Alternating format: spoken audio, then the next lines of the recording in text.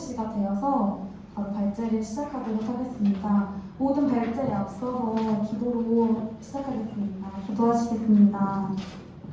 하나님, 전국 기독교교육연합학과 연합회 학술제 둘째 날을 열어주시니 감사합니다. 오늘 백석대학교, 서울신학대학교, 고신대학교 세 학교에서 발제를 진행하는데 각 학교의 발제를 통해 언택트 시대 가운데 새 일을 행하실 하나님을 기대하게 되는 시간 되게 하여 주시고 청년들의 입술을 통해 하나님의 크신 영광 비추는 시간 되게 하여 주시옵소서. 모든 순서를 주께 맡겨드리며 예수님의 이름으로 기도드립니다. 아멘.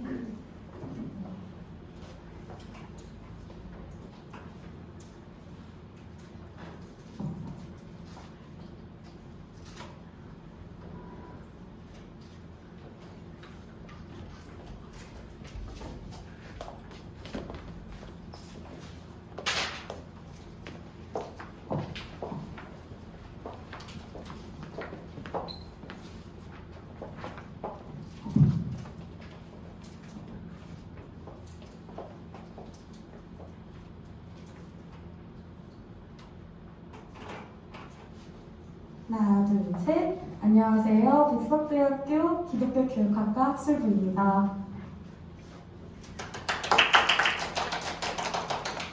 네, 귀한 시간 내셔서 발제에 참석해 주셔서 감사드립니다. 발제에 앞서서 백석대학교 학술부원 소개가 있겠습니다. 저는 백석대학교 학술부장 유지혜입니다.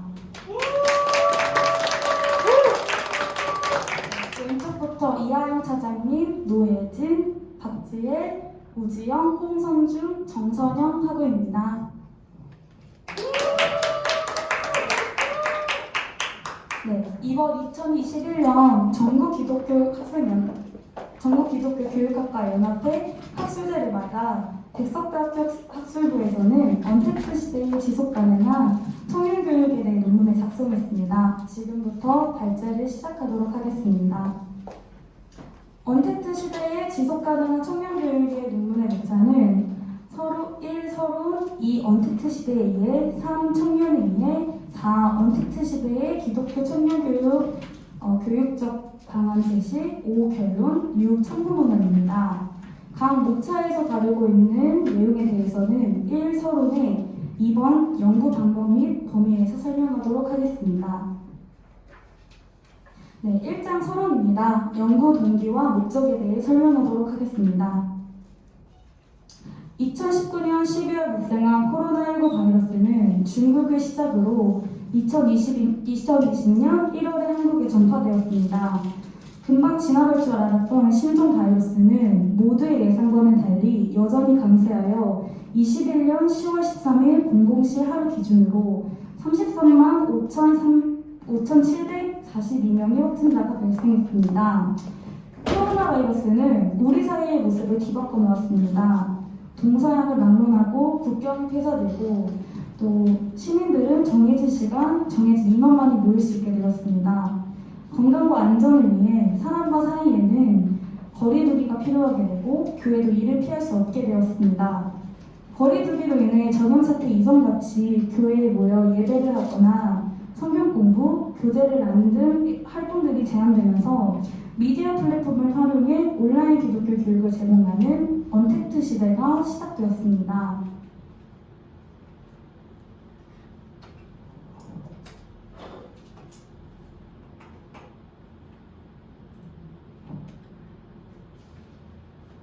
네, 언택트 시대를 맞이한 교회는 성도에게 유튜브, 줌 등 미디어 플랫폼을 통해 예배를 드리거나 교제를 하는 등 비대면의 상황에도 신앙생활을 적극적으로 이어나갈 수 있도록 노력하지만 대면 모임의 아쉬움을 채울 수 있는 방법에 대한 고민이 끊이지 않고 있습니다. 21세기 교회 연구소의 기독 청년들을 대상으로 한 코로나19 이전과 이후의 교회 생활 변화에 대한 연구에 따르면 코로나 이전보다 예배 참석 횟수가 늘었다 1.2%, 코로나 이전보다 줄었다 56.3%, 코로나 이후 교회 생활을 하지 않는다 22.8%로 코로나 바이러스가 도래한 후 청년들의 예배 시간 또한 함께 변화한 것을 알 수 있습니다. 따라서 동네를 통해 교회 내 바이러스 확산 방지를 위해 흩어진 청년들의 기대와 비대면 상황에 처한 기독교 교육의 한계 속에서도 기초로 돌아가 청년들이 예배를 회복하고 주일을 넘어 평소에도 미디어 플랫폼을 포함한 통신수단을 통해 지속가능한 교회 교육을 받을 수 있도록 기독교 교육적 제안을 하는 것을 목적으로 하고 있습니다. 다음은 연구 방법과 범위에 대해 설명하도록 하겠습니다. 네, 본 논문의 연구 방법부터 설명하겠습니다. 본 논문의 목적인 언택트 시대의 지속가능한 청년교육에 대한 기독교 교육적 제안을 하고자 다음과 같은 연구 방법을 사용했습니다. 첫 번째, 규범적 접근 방법을 사용했습니다. 이것은 코로나 바이러스 이후 많은 변화 속에서도 예배의 본질을 잃지 않고자 하는 교회의 본질적 속성이나 사명이 고려되지 않고는 언택트 시대의 지속가능한 청년교육에 대한 설명이 불가능할 뿐 아니라 연구 과정에서 규범성과 현실성이 동시에 고려됨으로써 그 본래의 사명에 토대한 바람직한 언택트 시대의 지속가능한 기독교 청년교육에 대한 방향이 제시될 수 있기 때문입니다. 두 번째, 문헌 중심의 기술적인 접근 방법을 사용했습니다. 본문의 목적 달성을 제고시키기 위하여 언택트 시대의 기독교 교육, 청년기 발달 이론에 대한 각종 연구 논문, 잡지 및 간행물들의 자료를 분석하여 기술하는 방법을 사용했습니다. 이어서 연구 범위에 대해 설명하도록 하겠습니다. 본 연구는 앞서 제시한 연구의 필요성과 목적을 달성하기 위하여 총 5장으로 구성되어 있습니다.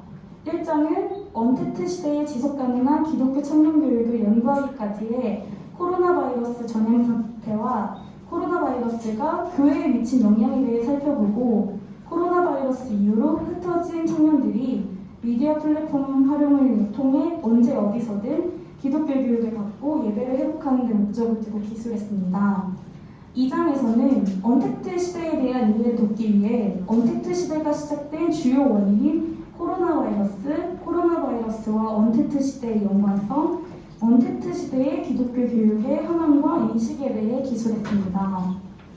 3장에서는 본문의 연구 대상인 청년에 대해 이해를 돕기 위하여 파울러, 콜버그, 에릭슨, 사역자의 발달 이론과 청년에 대한 성경적 관점에 대해 기술했습니다. 4장에서는 언택트 시대의 지속가능한 청년교육에 대한 교육적 방안을 제시하기 위해 천안중앙교회 청년부와 잠실중앙교회 청년교구 두 교회에서 운영하고 있는 언택트 프로그램 사례와 우편통신과 미디어 플랫폼을 이용한 교육 프로그램에 대해 기술했습니다. 5장에서는 요한 및 결론으로 언택트 시대의 지속가능한 청년교육의 필요성을 부각시키며 코로나 바이러스 여부를 떠나 지속적인 온라인 교회 교육의 활성화를 위한 방안 모색을 시행할 것에 대해 기술했습니다. 2장 언택트 시대의 이해입니다.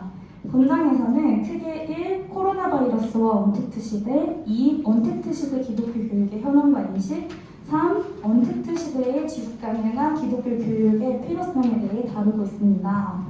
1. 코로나 바이러스와 언택트 시대부터 살펴보도록 하겠습니다. 첫 번째, 코로나 바이러스와 언택트 시대에서는 코로나 바이러스의 이해와 코로나 바이러스와 언택트 시대의 연관성에 대해 기술되어 있습니다. 첫 번째, 코로나 바이러스의 이해입니다.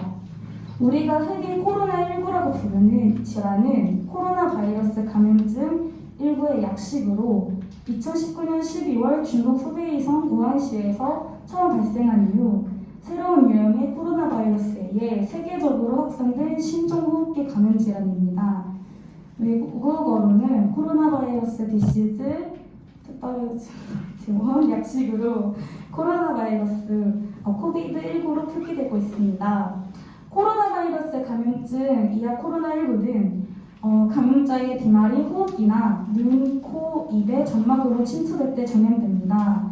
약 1일에서 14일의 잠복기를 거친 뒤 발열, 구토, 기침, 호흡기 증상, 폐렴이 주 증상으로 나타나지만 무증상 감염 사례도 빈도 또한 높게 나타납니다.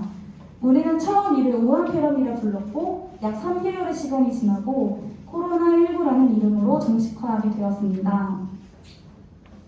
그 사이에 세계 바이러스 학자들은 이 폐렴을 일으키는 바이러스의 유전체와 3차원 구조를 분석해냈고 코로나 바이러스가 2003년, 2015년 메르스를 일으킨 코로나 바이러스의 한 변종이라는 것을 알아낸 세계보건기구는 이 바이러스에 사스 코로나 바이러스 2라는 이름을 붙였습니다. 코로나 바이러스1은 최초 발생한 2019년 12월 이후로 여전히 전 세계로 확산세가 지속되고 있으며 본 현상에 대해 2020년 3월 11일 세계보건기구 등 전염병 6단계 중 최근 단계인 6단계인 대륙 간의 전염이 확산되는 팬데믹을 표명하였습니다. 2020년 3월부터는 사회적 거리두기가 실시되었으며 확진자 수가 좀처럼 줄지 않자 보건복지부는 2021년 7월 사회적 거리두기 개편안을 발표했습니다. 2021년 10월 22일 기준으로 35만 476명의 확진자가 발생했었고 이후 코로나19 팬데믹이 장기화되면서 위드 코로나가 대두되었습니다. 위드 코로나란 단계적 일상회복 방안으로 코로나19의 완전한 종식이 아닌 공존을 준비하는 것을 말하며 이에 대한 인식과 방역 체계를 바꾸는 것을 말합니다. 김부겸 국무총리는 지난 19일 중앙재난안전대책본부 회의에서 10월 31일까지 거리두기 조정안이 끝나고 11월 1일부터 위드 코로나 전환에 들어가겠다고 말했고 현재 2021년의 상황으로 위드 코로나는 11월 1일부터 시행되고 있습니다. 다음으로 코로나 바이러스와 언택트 시대의 연관성에 대해 살펴보겠습니다. 지난 2020년 3월부터 코로나 바이러스가 공기 중에 전파되는 호흡기 감염 질환이라는 점과 14일간의 잠복기가 있다는 점에서 감염 확산 방지를 위해 타인과 접촉을 최소화시키는 사회적 거리가 시작되었습니다. 사회적 거리두기는 전염병의 유행 수준에 대응하여 다중 이용시설 및 모임에 대한 집합 제한 및 집합 금지를 요하는 사회적 약속입니다. 따라서 코로나 바이러스 이후 우리 사회는 모임과 접촉을 최소화하는 사회적 노력을 시작했고 사태가 장기화되자 일상생활의 회복을 위해 언택트 시대라는 새로운 시대를 열었습니다. 언택트 시대의 언택트라는 단어는 코로나 바이러스 발생 이유를 표현하는 것으로 언택트는 접촉을 뜻하는 콘택트에 언이부터 접촉하지 않는다는 의미입니다. 사람의 간의 접촉을 최소화하면서 비대면의 형태로 정보를 제공하는 새로운 소비 경향을 말합니다. 언택트 시대의 생활문화는 기존의 대변 소비에서 온라인을 이용한 배달 대행 서비스, 무인 매장의 비대면 소비 패턴의 변화, 실시간 온라인을 통한 스마트 러닝 및 재택근무, 온라인 화상 방식인 줌, 행아웃, 팀즈 등과 같은 온라인 플랫폼 솔루션을 통한 비대면 방식으로 이루어지면서 사회 전반에 걸쳐 급격히 확산되고 있는 추세입니다. 비대면 방식으로 생활의 전반을 해결하다 보니 미디어 플랫폼의 이용수와 의존도는 자연스럽게 증가되고 있고 각 분야에서 활용도가 높아지고 있습니다. 따라 코로나 바이러스 19의 영향으로 언택트 시대가 열렸음을 알 수 있습니다. 두 번째, 언택트 시대 기독교 교육의 현황과 인식에 대해 살펴보도록 하겠습니다. 언택트 시대 기독교 교육의 현황과 인식에서는 언택트 시대 기독교 교육에 의해 언택트 시대 기독교 교육의 현황, 언택트 시대 기독교 교육의 인식에 대해 다루고 있습니다. 언택트 시대 기독교 교육의 이해부터 살펴보도록 하겠습니다. 기독교 교육이란 인간이 지니고 있는 창조 본래의 실존이 무엇인지 깨우쳐주고 회개를 촉구하며 죄를 이끌어내는 것과 동시에 복음으로 이끄는 것을 가리킨다고 할 수 있습니다. 하나님께 받은 재능을 발견하여 예배하고 이웃에게 봉사하여 인간의 본연의 삶을 살도록 하는 것입니다. 코로나 바이러스 이전 교회는 위 내용의 기독교 교육에 활발하게 이루어왔습니다. 성경 말씀을 직접적이고 분명하게 전달하기 위해 직접 모이는 이들이 대다수였고 모이는 것을 당연하게 여겨왔습니다. 그렇기에 교회에 미친 코로나 바이러스의 영향이 꽤나 큰 것입니다. 순전히 코로나로 인해 매주 주일 예배를 비롯해 수요 예배, 공유 기도회 등 강 예배는 물론 성경 공부, 교구 모임 등 자연스레 얼굴을 마주하며 했던 모든 활동들이 멈추게 되었습니다. 코로나 이전에 당연하게 모여 활동했던 것들을 할 수 없게 되자 교회는 여러 혼란을 넘어 영적 무기력을 겪는 데까지 이르렀습니다. 좀처럼 그칠 줄 모르는 감염 사태 속에서 모이지 않고도 말씀을 전하고 성경을 교육할 수 있는 미디어 플랫폼에 흥행하며 오늘의 모습까지 이르게 되었습니다. 언택트 시대가 시작된 후 교회 교육은 지금처럼 순탄히 흘러가지는 않았습니다. 미디어 시장이 활발한 시대에서도 교회 교육 측면에서 미디어의 활용도가 낮고 가장 기본이 되는 예배부터 교재, 성경 공부 등 교회 활동의 전반을 미디어로 진행하기 위해 준비하는 데 드는 인적, 물적, 기술적 자원이 부족하고 미디어를 활용한 기독교 교육이 낯선 성도들에게 적응이 필요하다는 점에서 수많은 난관을 겪었습니다. 코로나 바이러스가 시작된 후 교인의 산 넘어 산으로 마주한 현실을 대처하며 비대면으로 진행할 수 있는 모든 방법을 총동원해 기독교 교육의 새로운 장을 열 수 있게 되었습니다. 언택트 시대 기독교 교육의 현황을 살펴보도록 하겠습니다. 2020년 3월 이후 교회의 문이 닫히고 온라인 예배가 시작되면서 교회 학교 또한 문을 닫았습니다. 몇 주가 지난 후부터 교회 학교는 하나 둘씩 온라인 예배와 비대면 신앙교육을 시작했지만 이 한계를 느끼기 시작했습니다. 이러한 사태가 장기화되면서 기독교 교육 전문가들은 코로나19로 인해 정체된 기독교 교육의 패러다임의 전환이 요구되어야 한다고 말했습니다. 이에 몇몇 교회는 새로운 패러다임의 예배와 신앙교육을 실시했지만 이 또한 함께 모여 소통하는 공동체 생활이 무가분해진다는 어려움을 가졌고 온라인 예배와 비대면 신앙교육은 전자기기에 취약한 노년층, 전자기기를 소유하지 못한 취약계층 사이에서 언컨택트 디바이드 문제로 떠올랐습니다. 특히 코이노니아가 단절되었으며 다음 세대의 경우 미취학아동과 학령기의 경우 비대면 예배와 신앙교육에도 한계가 있어 기독교 가정교육의 중요성이 부각되었습니다.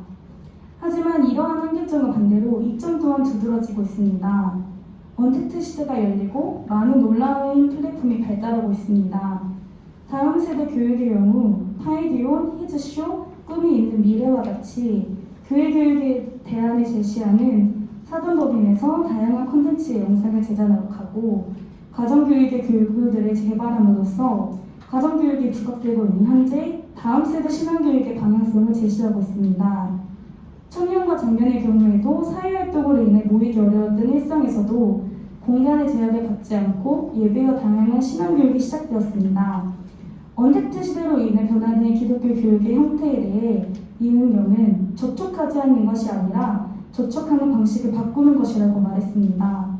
코로나19의 확산 이후 한국교회의 기독교 교육의 양상은 위기를 기회로 삼고자 하는 노력이 두드러지는 추세입니다. 다음으로 언택트 시대 기독교 교육 인식에 대해 살펴보도록 하겠습니다. 지속되는 언택트 시대의 기독교 교육에 대해 한국교회의 인식은 코로나 이전으로 돌아가야 한다는 입장과 이를 변화로 받아들여야 되는 입장으로 상반됩니다.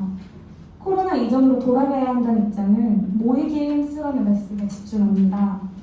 교회에 출석해서 예배를 드리고 공동체 활동을 하는 것이 온전한 예배라고 교육을 받으며 자라왔고 개인의 신앙 성장 덕목으로 삼아왔습니다. 또한 우리의 직성은 장치가 없이는 결국 신앙을 지키기 어렵습니다. 그렇게 예수님께서도 신앙 공동체 한 성령 안에 한 몸되라 하셨다. 그렇기 때문에 비대면으로 드리는 예배를 비대면 신앙교육을 공동체 활동을 합당하지 않다고 여기는 경향이 있습니다. 결국 이들의 주장은 코로나 이전 죽은 사가 교회를 나와 은혜를 사모하던 그 신앙을 회복하자는 외침입니다.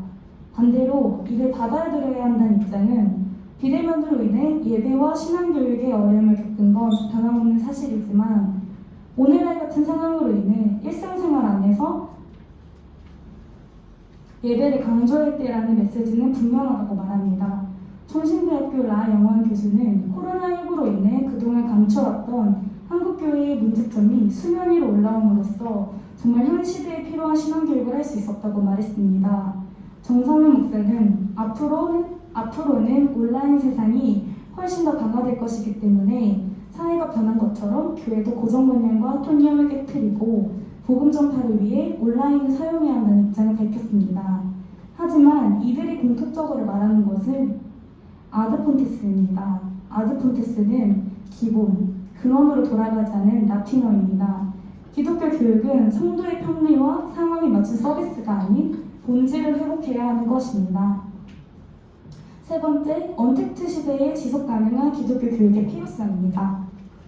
코로나 바이러스 이후 많은 성도들이 가정에 머물며 신앙생활을 하게 되어 교회는 언택트 시대를 통해 여러 수단의 믿음의 교육을 실시하고 있습니다. 교회는 성도들이 코로나 바이러스로 인해 신앙생활의 균열이 일어난 것을 최소화하기 위해 수많은 노력과 실천을 하였고 초기에 난항에 비해 성도들에게 안정적인 기독교 교육을 제공할 수 있게 되었습니다. 언택트 시대의 미디어를 활용한 기독교 교육은 코로나 바이러스라는 특수한 상황을 통해 시작된 교육 방식이지만 전염사태 여부를 떠나 계속해서 미디어를 적극 활용해 기독교 교육을 한다면 성도들의 영적 성장에 긍정적 효과를 낼 수 있다고 생각합니다.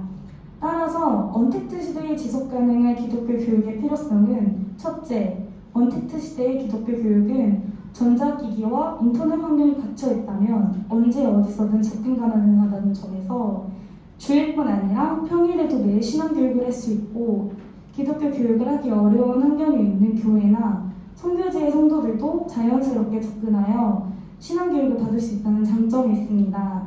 코로나 이후에 다시 대면으로 모여 예배드리고 교제하고 성경 공부를 하게 되더라도 성도들이 스스로 말씀을 하게 되더라도 일상 속에서 틈틈이 말씀을 접할 수 있는 컨텐츠를 계속 제공한다면 성도들이 스스로 말씀을 찾고 듣는 모습이 조금 더 자연스러워질 수 있을 것입니다. 둘째, 미디어를 통한 기독교 교육의 어떤 측면에서든 대면 예배와 대면 모임만큼 직접적이고 효과적인 교육을 제공하기에 한계가 있을지라도 현재 우리에게 처한 이 시대와 함께 발맞춰갈 필요가 있습니다. 코로나 바이러스 상황을 예측하여 미리 대비한 사람은 없을 것입니다. 사태가 지속됨에 따라 비대면 문화를 만들고 적응해가는 것입니다.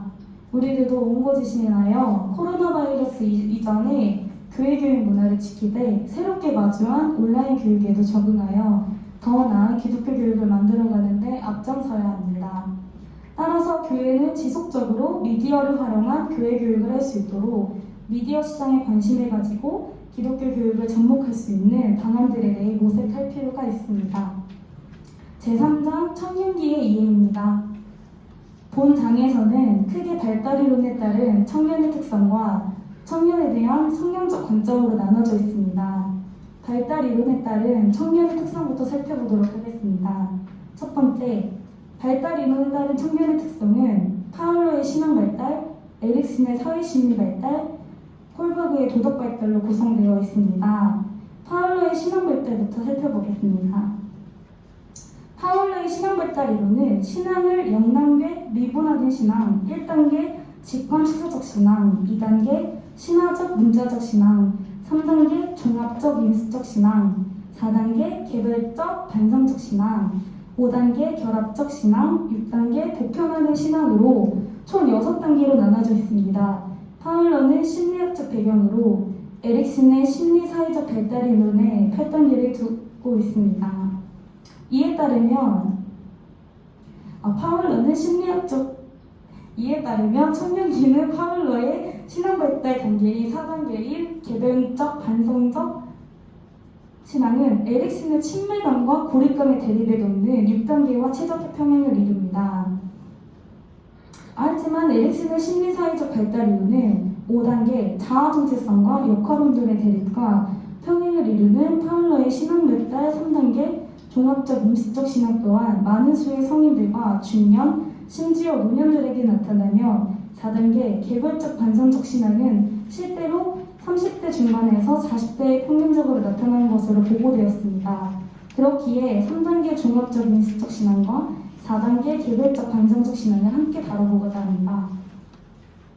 3단계 종합적 인식적 신앙은 본인에게 의미가 있다고 느껴지는 타인들의 기대와 판단을 예민하게 받아들이고 동시에 독립적으로 전망을 생각하고 유지합니다. 2단계의 인간은 자신이 겪어온 것들에 대해 일관성 있는 이념을 소유하고 있습니다. 하지만 그 과정에서 자신의 정체성과 자율적인 판단을 확실하게 하지 못하여 수능주의 단계라고도 불립니다. 이 시기에는 자신의 정체성 확립을 위해 나는 누구인가라는 질문을 반복적으로 던지게 됩니다. 주변에서의 여러 관계를 통해 오는 자기혼란과 여러 상황에서 겪는 자기 역할의 정체에 대해서 앞서 말한 질문에 답변해가는 단계입니다. 이 단계에서 겪을 수 있는 위험이나 결함은 두 가지로 나눌 수 있습니다. 첫째, 자신에 대한 타인들의 기대와 평가를 지나치게 강제적으로 내면화하거나 신성시되어 앞으로의 평론과 활동의 자율성이 위태로워질 수 있습니다. 두 번째로는 상호인격적인 배신들이 궁극적인 존재에 대하여 개인적인 원리에 허무주의적 절망을 불러오거나 세속적인 관계들과는 무관한 하나님의 보상적 친밀감을 가져올 수 있다는 점입니다. 이 단계의 사람들은 정체성과 신앙에서 자신의 이념이 확고해지고 새로 성립해 나갑니다. 그리고 그러한 이념들과 그 이념들로 인하여 중개되는 세계 안에서 머물고 있습니다. 즉 콜버그의 도덕 발달에서 말하는 도덕을 중심으로 단계에 맞는 가치관에 따라 비판적이고 반성적인 생각을 하며 옳은 선택을 하게 됩니다. 발제 시간 효율적 배분을 위하여서 4단계 개별적 반성적 신앙은 논문을 참고해 주시면 감사하겠습니다. 바로 넘어서 에릭슨의 사회심리 발달에 대해서 발제를 이어나가도록 하겠습니다. 에릭슨의 사회심리 발달에 대해 살펴보도록 하겠습니다. 에릭슨은 인간 발달이 심리사회적 위기를 극복하는 과정이라고 합니다. 인간 발달은 미리 정해진 순서와 시기에 따라 부분적인 성격들이 점진적으로 형성되며 모든 단계가 계획대로 전개될 때 완전히 통합된 전체로 기능합니다. 이에 따른 청년기는 초기 성인기인 20세에서 24세의 시기입니다. 이 시기의 발달 과학은 친밀감이며 심리사회적 위기는 고립감입니다. 에릭슨은 친밀감을 자신의 정체성과 다른 사람의 정체성을 융합시키는 능력이라고 표현합니다. 여기서 친밀감은 두 가지를 포함합니다. 첫째, 자신에 대한 친밀감과 둘째, 친구, 배우자, 형제, 자매, 부모, 동료들 간의 친밀감입니다. 다른 사람들이랑과 친밀해지려면 자신이 누구이며 어떤 사람인지에 대한 확고한 느낌이 발달되어 있어야 합니다. 친밀한 성인들은 다른 사람에 대해 개인적으로 깊이 관여하기를 바랍니다. 친밀한 관계란 타인을 이해하고 깊이 공감해 나누는 수용력에서 발달합니다. 친밀한 관계는 상호 신뢰와 애정을 바탕으로 우리라는 상호 의존성을 발달시킵니다. 만약 친밀한 관계를 형성할 수 없거나 그렇게 하는 것이 두렵다면 그들이 고립되고 자기 몰두에 빠지게 됩니다. 정체성을 확립하지 못한 사람은 대인관계에 위축되어 고립감을 낳습니다. 친밀감 대 고립감의 위기로부터 사랑이라는 덕목이 형성됩니다. 사랑은 모든 덕목들 가운데서도 진정한 만남에서의 상호성을 강조하는 덕목이기 때문입니다. 사랑은 진정한 만남의 결과로 나타나는 개인적인 면에 가장 민감합니다. 사랑 안에서 우리는 과거의 모습에서 벗어나 과거와는 다른 자신이 되어갑니다. 다음으로는 콜버그의 발달 이론에 대해 살펴보겠습니다. 콜버그 발달 이론에 대한 사전적 의미는 논문을 참고해 주시길 바라겠습니다. 콜버그 도덕 발달 이론의 청년기에 해당하는 부분에 대해서 바로 이어서 발제를 이어나가겠습니다. 3단계 착한 아이 정향의 도덕성은 개인 상호 간을 기대하며 관계를 맺고 자신과 공통점 있는 사람들에게 더 동조하는 단계입니다. 자신의 위치와 역할에 따라 사람들이 일반적으로 기대하는 바에 따라 행동하며 선한 행동을 중요하게 생각합니다.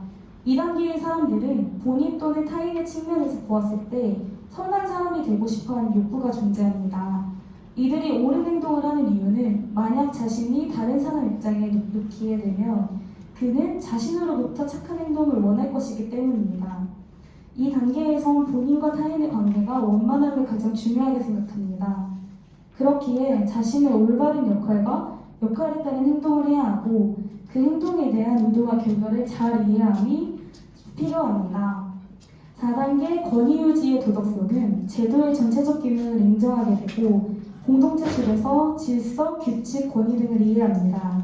또한 이해함을 넘어 존경심을 가지기에 그것을 유지하는 중요성을 강조하는 단계입니다.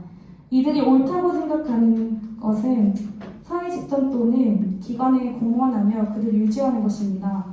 그렇기 때문에 이들의 행동은 의무의 실패에 따른 사회적 비난과 구체적 해악에 대한 죄의식이 동기가 됩니다. 서로의 권위를 인정하고 더 큰 공동체의 권위를 위해 각자의 권위를 유지하려 노력하는 단계입니다. 이들은 3단계에서 본인과 타인의 역할을 이해하고 이제는 여러 갈등 앞에서 법을 준수해야 한다는 의견으로 가치관이 타인에서 규칙과 법으로 옮겨가게 됩니다. 이들은 규칙과 법 또는 율법이라고 불리는 것을 이야기하고 싶어하고 그것을 통해 법 아래에 있는 사람들의 전체적인 사회로서 파악합니다. 이를 사회측의 도덕성이라고 합니다. 이 단계에선 갈등을 자신의 가치관에 옳다고 생각하는 법에서 해결함과 깨달음이 없기 때문에 자신의 가치관인 법의 본질을 잘 파악하는 것이 필요합니다. 네, 두 번째로는 청년에 대한 성경적 관점을 살펴보도록 하겠습니다. 위의 세 약자를 통해 청년의 신앙, 도덕성, 사회심리의 발달이 어떠한지에 대해 살펴보았습니다. 하나님의 형상대로 지음받은 청년을 성경은 어떻게 보고 있는가에 대해 살펴보고자 합니다. 첫째, 기뻐하라. 전도서 11장 말씀과 같이 청년들은 청년의 시간이 지나고 있다는 것을 기뻐해야 합니다. 하나님께서 청년들에게 권면하시는 기쁨은 욜로와 같이 오늘 하루를 기뻐하자는 현세주의, 쾌락주의와는 다릅니다. 진정한 기쁨이란 나의 심판자가 계시고 하나님이 나의 주인이심을 아는 것입니다. 청년들이 진정한 기쁨을 회복하기 위해 하나님과 온전한 신뢰를 쌓고 그분의 무한하신 사랑을 깨닫도록 도와야 합니다. 둘째, 근심을 떨어내라. 청년들의 불확실한 미래와 완성되지 않은 모습에 불안함과 초조함을 느끼고 하루하루 희망과 소망이 없는 허무한 마음으로 살아가기도 합니다. 걱정과 불안은 내일의 일에 나타나는데 세 가지 전제가 있습니다. 첫째, 내가 내 인생의 주인이다. 둘째, 내가 내 인생에 대해 책임져야 한다. 셋째, 내일이라는 시간이 온다. 하지만 이 전제는 하나님 안에서 사실이 아닐 뿐만 아니라 우리 삶에서 근심할 만큼 큰 일은 없습니다. 하나님이 내일을 주시는 이유는 그 시간 동안 하나님께서 역사하시고 계획하신 일이 있기 때문입니다. 말씀을 근거로 청년들에게 인생의 주인은 청년 자신이 아니라 하나님임을 깨닫고 근심과 걱정을 떨쳐내야 함을 가르쳐야 합니다. 셋째, 창조주를 기억하라. 진화론자에 따르면 우리는 우연히 태어났습니다. 우연히 태어났다는 만큼 인생의 의미가 떨어지는 말도 없을 것입니다. 탄생조차 우연이라면 미래의 모든 일도 우연이 될 것입니다. 모든 순간을 우연히 일어난 것으로 받아들이고 한 채 앞을 볼 수 없는 우연을 감당해야 하는 인생의 주인이 나 자신이라면 얼마나 불안합니까? 창세기 1장 27절을 통해 하나님의 형상대로 우리가 지으심을 받았고 전도서 12장 12절을 통해 창조주가 계시다는 것을 알 수 있습니다. 그분의 형상대로 우리를 지으셨고 우리를 향한 놀라운 계획과 뜻이 있으며 지금도 인도하시고 계신다는 의미입니다. 즉 우리는 혼자가 아님을 의미합니다. 따라서 아래의 글은 청년기 발달이론에 따른 특징과 또 성경에서 본 청년기의 이해에 대해서 기술한 것을 요약한 것으로 생략하도록 하겠습니다. 다음은 홍성주하고 나와서 이어서 발제하도록 하겠습니다. 네, 앞선 발제 내용 잘 들으셨나요? 네, 벌써부터 약간 눈에 초점이 좀 없으신 분들 좀 계신 것 같은데 제가 이따 끝나고 질문할 테니까 잘 집중해서 들어주시기 바라겠습니다. 지금부터는 언택트 시대의 청년 교육 또 어떻게 이루어지고 있는지 또 그 사례와 어떠한 방향성으로 나아가야 할지 자행하려고 합니다. 현재 이루어지고 있는 기독교 청년 교육의 실제 사례를 통한 온라인 교육 효과까지 함께 알아보려고 합니다. 저희는 코로나 이후 2가지 이상의 온라인 프로그램을 진행하고 있는 천안중앙교회와 잠실중앙교회와의 인터뷰를 통해 청년들에게 어떤 교육을 하고 있는지, 교육 효과는 어떤 것이 있는지 조사했습니다. 코로나 이전 400명, 현재 평균 출석이 280명 규모인 천안중앙교회는 6가지의 청년 프로그램이 진행 중입니다. 온라인 예배 방송, 온라인 리더 교육, 온라인 셀 모임, 청년 예배 후 셀 모임까지 1시간 반 정도의 여유 시간을 활용하여 교육자와 청년 간의 인터뷰, 미니게임, 게임 대회 등 여러 컨텐츠 활동을 하는 틈새 라이브가 진행 중이고 신앙 강좌는 다들 이름만 들어도 유추할 수 있듯이 제자 교육이라고 생각하시면 좋을 것 같습니다. 필그림스 로드는 순례자들의 길이라는 뜻을 가지고 있으며 4인 1조로 진행되는 성지 탐방 프로그램입니다. 이렇듯 총 6가지의 프로그램이 진행되고 있으며 어떠한 상황 속에서도 청년들이 해야 할 것을 할 수 있도록 돕는 데 중점을 두고 있습니다. 천안중앙교회 청년부 목사님은 온라인 프로그램의 효과에 대하여 소통을 강조하셨습니다. 만나지 못하는 상황이어도 온라인이라는 새로운 공간과 주어진 플랫폼을 활용하여 소통한 결과 교역자와 청년 모두 함께 보내는 시간이 서로에게 의미가 되고 가까워질 수 있다고 말씀하셨습니다. 덧붙여서 청년부 교역자분들께서 진짜 모춘춤이 아직까지도 청년들 사이에서 회자되고 있다고 말씀하셨는데 저도 한번 그 영상을 보고 싶은데요. 얼마나 웃으셨길래 그런 춤이 아직도 회자되고 있는지 궁금합니다. 네, 다음은 잠실 중앙교회 청년 교구를 살펴볼까 합니다. 대략 80명 정도의 규모의 청년 교구는 크게 3가지 프로그램을 진행하고 있습니다. 보시는 바와 같이 구약의 파노라마, 그립톡, 수요리 기도회가 진행 중에 있습니다. 청년 전체를 대상으로 구약 성경을 77가지의 사건으로 재구성하여 구약 성경을 배우는 구약의 파노라마, 청년들의 실제적인 신앙 질문을 답하는 그리스도인의 라이브톡, 줄여서 그립톡, 마지막으로 매주 수요일 기도회 및 교리공부 프로그램인 수요리 기도회까지 청년들을 향한 사역들이 진행 중입니다. 온라인으로 진행하는 효과는 크게 2가지로 장소에 구애받지 않는다는 점과 교육적인 면에서 교육 내용에 대해 피교육자가 개인적으로 집중할 수 있다는 점을 말씀하셨습니다. 약 2년 동안 지속된 언택트 시대의 상황 가운데서 청년들 역시 영적으로 많이 고갈되어 있는 상태입니다. 이런 상황 가운데 온라인 프로그램은 하나의 오아시스와 같은 도구가 되기도 하였으며 개인적인 특성을 지니고 있는 온라인 공간을 통하여 사람들을 의식하지 않고 온전히 하나님과 자기만의 시간을 가질 수 있다는 것 또한 장점으로 볼 수 있습니다. 언택트 시대라는 제한된 상황 속에서 온라인을 활용하여 좋은 효과를 볼 수 있었습니다. 그러나 한편으로는 교회 사역의 본질적인 측면에서 온라인 활용은 공동체성의 훼손과 점점 개인화, 자기 중심화되어가는 현대인들의 특성 등 여러 부분은 앞으로도 함께 고민하고 고려해봐야 하는 문제라고 생각합니다. 다음은 언택트 기독교 청년 교육을 위한 교육적 제안입니다. 우리 모두는 청년의 때를 보내고 있습니다. 여러분들이 생각하는 청년기는 어떠한 시기라고 생각하십니까? 청년기는 신체적 발달과 함께 인지적 변화와 심리적 변화를 경험하는 시기이며 우리들이 몸담고 있는 문화, 사회적인 변화와 현상 등에 의해 많은 영향을 받는 시기이기도 합니다. 코로나로 인해서 많은 환경의 변화가 있었습니다. 환경의 변화에서 오는 청년들의 혼란을 우리는 간과할 수 없으며 다음과 같은 프로그램을 제시하려고 합니다. 이를 통해 청년들이 사회에서 겪는 다양한 상황 속에서 크리스천으로 올바르게 살며 복음을 전할 수 있도록 말씀을 통한 기독교 세계관에 대한 이해와 그의 공동체의 사명을 가르치는 데 그 목적을 두고 있습니다. 우편통신을 통한 교육입니다.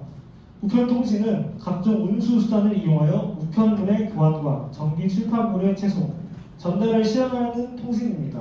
신문, 잡지, 편지, 소포, 송금 등을 비교적 쉽고 편리하게 이용할 수 있는 대중적인 통신 형태입니다. 우편통신은 코로나 시기 이전에도 대중적으로 사용되던 통신수단이지만 코로나 이후 매출이 어려워진 상황으로 인해 집에서 소포로 편하게 물건을 받을 수 있다는 장점을 지닌 우편통신을 찾는 그 손길들이 드러나게 되었습니다. 우편통신을 언택트 시대의 교회 교육에 어떻게 적용할 수 있을까요? 교회 안에서 온라인 프로그램에 참여하셨다면 쉽게 알 수 있는데 교회 교육을 통한 서적을 교회에서 모여 수령하는 것이 아닌 각 가정으로 배송하여 교회 교육을 진행하는 방법이 있습니다. 각 가정으로 배송된 서적의 내용을 기반으로 교육의 내용을 구성하고 미디어 플랫폼 중 유튜브를 사용하여 교육을 진행할 수 있습니다. 주차별로 교육을 진행한 뒤 이메일을 통해 소감문을 제출하는 것으로 해당 과정을 마칠 수 있습니다. 언택트 시대의 기독교 교육을 진행하는 데 있어 우편통신만 사용하는 것은 교회 교육 진행에 있어서 한계가 존재합니다. 온라인 프로그램을 적절히 나눠 사용한다면 보다 효과적인 교육을 진행할 수 있을 것입니다. 다음은 미디어 플랫폼을 활용한 교육입니다. 미디어 플랫폼은 미디어 서비스나 컨텐츠와 구현되는 환경 또는 기반입니다. 미디어 플랫폼의 종류로는 인스타그램, 페이스북, 유튜브, 네이버 밴드, 트위터 등이 있습니다. 접근이 쉽고 익숙하다는 큰 장점이 있기 때문에 교회 교육과 접목시키기 매우 용이합니다. 미디어 플랫폼 중 인스타그램의 스토리 기능을 활용하여 청년 교육을 실시하는 방법을 제시하고자 합니다. 청년들이 많이 궁금해하는 연애, 결혼, 취업, 진로, 유흥 등에 대한 주제를 제시한 후 주제에 대한 질문을 받아 정리하여 성경에 의거된 답변을 하는 형식으로 진행됩니다. 답변은 유튜브를 통해 3에서 5분 정도로 영상을 제작하여 청년들의 등하굣길, 출퇴근길에 볼 수 있도록 제작하여 평소 가지고 있던 고민들을 성경 말씀을 통해 해소하는, 그리고 또 방향성을 잡을 수 있도록 합니다. 간단하지만 지속적으로 영상을 통해 기독교 세계관을 교육한다면 청년들의 정체성 확립 및 올바른 가치관을 형성하는 데 긍정적인 효과를 기대할 수 있을 것입니다. 앞서 내용을 통해 코로나19와 코로나19 이후의 기독교 교육을 살펴보고 코로나19로 교회를 떠난 청년들을 중심으로 그들의 발달과 성경에서는 청년을 어떻게 바라보고 있는가에 대해 살펴보았습니다. 또한 사회적 변화와 현상에 쉽게 영향을 받는 청년들이 코로나19의 비대면 상황 속에서도 신앙생활을 잘 이어나갈 수 있도록 우편통신과 미디어 플랫폼을 예를 들어 교육적 방안을 제시했습니다. 코로나19는 정말 짧은 시간에 우리의 삶을 180도 변화시켰습니다. 사회적 거리두기를 통해 대면 모임에서 비대면 모임으로 변화되었고 외출하지 못하고 만나지 못해 겪는 이 답답함과 무기력을 극복하기 위해 비대면 문화를 활성화시켜 언택트 시대를 열었습니다. 당연한 이야기지만 이러한 시기에도 하나님은 여전히 함께 하십니다. 다시 말해 많은 이들이 혼란과 이 어려움을 겪는 시대를 살아가고 있지만 만물의 창조주 되시는 하나님의 돌보심과 인도하심은 여전히 계속되어 가고 있습니다. 당연하게 여겨왔던 예배와 모임의 중간으로 영적 무기력과 신앙생활에 어려움이 많다 못해 넘쳤던 만큼 우리는 예배의 소중함과 함께 모일 수 있는 일에 감사를 깨닫게 되었고 막막하기만 하던 비대면 교회 교육도 하나둘씩 방법을 찾아 새로운 교회 교육의 장을 열게 되었습니다. 코로나19로 잃은 것이 있다면 하나님께서는 그것들의 배로 채우시고 또 가르치셨습니다. 이제는 비대면 상황의 한계 속에서 답답함을 호소하기보단 하나님께서 주신 방법들을 지혜롭게 사용하여 어려운 상황을 헤쳐나가야 한다는 말씀으로 언택트 시대에 지속 가능한 기독교 청년 교육을 주제로 한 백석대학교 발제를 마무리하도록 하겠습니다. 함께해 주셔서 감사합니다. 이어서 학술부장님 나오셔서 본 논문에 대한 질의응답과 관련한 말씀드리도록 하겠습니다. 네, 끝까지 자리 지켜서 발제에 참석해 주셔서 감사드립니다. 네, 저희가 둘째 날 첫 순서를 맡아서 발제를 진행하게 되었는데요. 앞으로 서울신학대학교하고 고신대학교에서 이 두 학교에서 지금 발제를 준비하고 계신 상황 가운데 있어요.